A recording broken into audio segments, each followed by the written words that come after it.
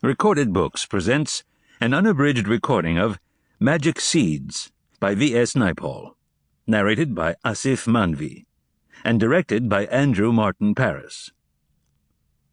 This book is copyrighted 2004 by V.S. Naipaul.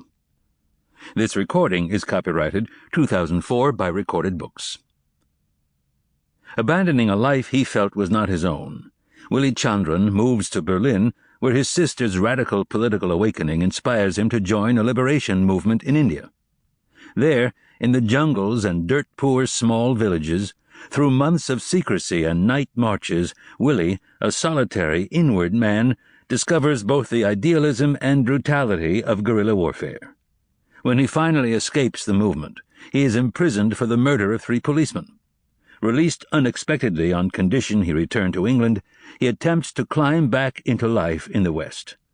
But does Willie's experience of wealth, love, and despair in London enlighten him or bedevil him further? And now, Magic Seeds.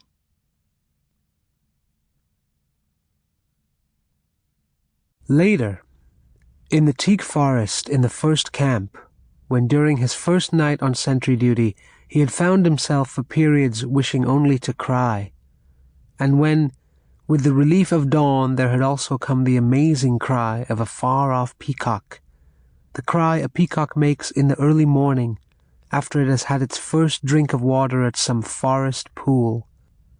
A raucous, tearing cry that should have spoken of a world refreshed and remade, but seemed, after the long bad night, to speak only of everything lost. Man, bird, forest, world.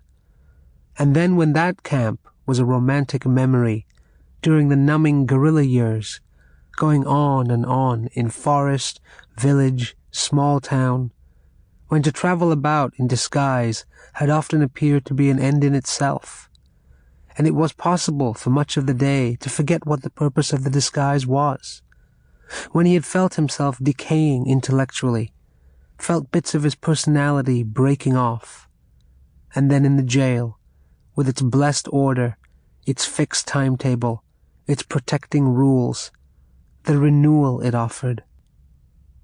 Later, it was possible to work out the stages by which he had moved from what he would have considered the real world to all the subsequent areas of unreality, moving, as it were, from one sealed chamber of the spirit to another.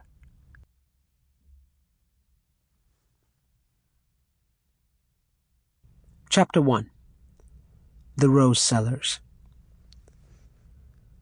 It had begun many years before in Berlin. Another world. He was living there in a temporary half-and-half way with his sister, Sarojini. After Africa, it had been a great refreshment, this new kind of protected life, being almost a tourist, without demands and without anxiety. It had to end, of course. And it began to end the day Sarojini said to him, "You've been here for 6 months. I may not be able to get your visa renewed again. You know what that means. You may not be able to stay here. That's the way the world is made. You can't object to it. You've got to start thinking of moving on. Do you have any idea where you can go? Is there anything you feel you want to do?" Willie said, "I know about the visa. I've been thinking about it." Sarojini said, "I know your kind of thinking. It means putting something to the back of your mind." Willie said, "I don't see what I can do.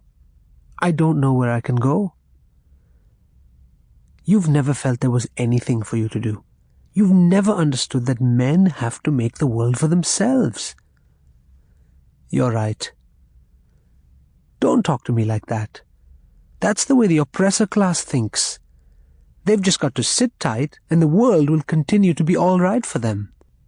Willie said, "It doesn't help me when you twist things. You know very well what I mean. I feel a bad hand was dealt me. What could I have done in India? What could I have done in England in 1957 or 1958, or in Africa? 18 years in Africa. Your poor wife. She thought she was getting a man. Sample complete. Ready to continue?